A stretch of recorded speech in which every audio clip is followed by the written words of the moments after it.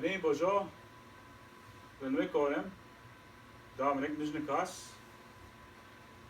Today's winter solstice, first day of winter. Ancient times, the Anishinaabe people would share stories in the winter. Many of the stories would revolve around Anishinaabe way of life, Anishinaabe worldview. What I want to share with you is a story I heard regarding Wenabozho and the winter solstice. Long time ago, the Anishinaabe people were working constantly, 20 hours a day, non-stop, even in the winter. Before maple sugaring season, they would gather the wood. They would gather the birch bark. They would cut wood. They would prepare the maple sugar cans. Lots of work. Then in the spring, they would prepare their gardens to plant their corn, their beans, their squash, their tomatoes, their potatoes. Lots of work. And in the summer, they would build and repair canoes. They would harvest and prepare Ojibwe rice. And in the fall, they would harvest their food, their corn, their potatoes, their pumpkins. And in the fall, they would fish again. In the winter, they would do ice fishing and netting. So they worked constantly, 20 hours a day, so it seemed. And one day, Chinchanabe came to visit them. And Chinchanabe told them, Anishinaabe people, you're working too hard. You have to take time to rest. This working 12 to 20 hours a day is not healthy. Chinchanabe told him to rest, and still the Anishinaabe people would not listen. They would still work long hours. And later, Chinchanabe met with Wenabozho. And they had a discussion. Wenabozho, you must go visit the Anishinaabe people. They are going to work themselves to sickness. They are overworking themselves non-stop. So Wenabozho went to go visit with the Anishinaabe people on Manitoulin Island, later along the North Shore, and throughout Anishinaabe Keen. And sure enough, the Anishinaabe were working non-stop, preparing the maple sugar bush, preparing to make the sugar, making thousands and thousands of pounds of maple sugar for trade. Later, he visits them and they're preparing these massive gardens. Tea garden. And Anishinaabe working from morning till night and right into the night, working non-stop. Later, he visits with them and they're preparing the lakes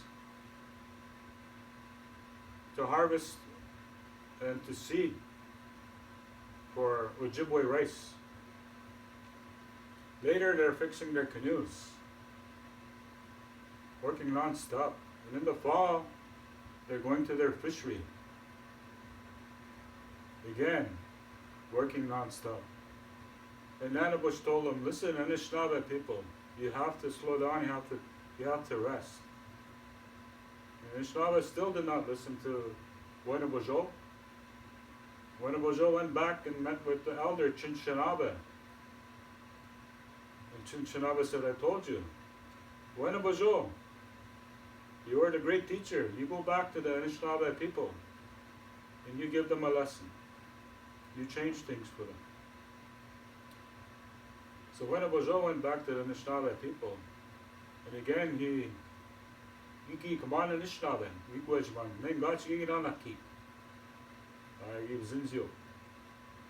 So, Wenabozho took four arrows from the back. He laid them on the ground. And he seen some pine stuck over here. And he grabbed their dust. And he put the dust on the arrowheads. And he grabbed the arrows. And he grabbed his mitigwabi, his bow.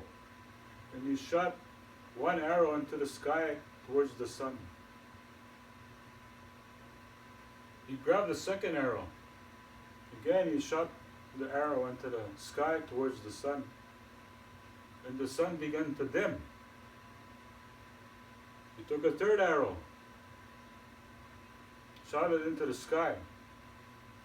Again, the sun began to even more dimmer. Finally, grabbed the fourth arrow, and the nighttime came. Misawa kira Wenabozho. Wenabozho made the sun go away in the winter. He created the long nights so the Anishinaabe people can rest. Because the Anishinaabe people were working themselves to death 20 hours a day. So Wenabozho decided to teach them a lesson. He took his 4 arrows and he pushed the sun away. Later, the Anishinaabe learned to rest in the winter. It's a time to tell stories, a time to tell teachings. It's a time to visit. And also a time to pray.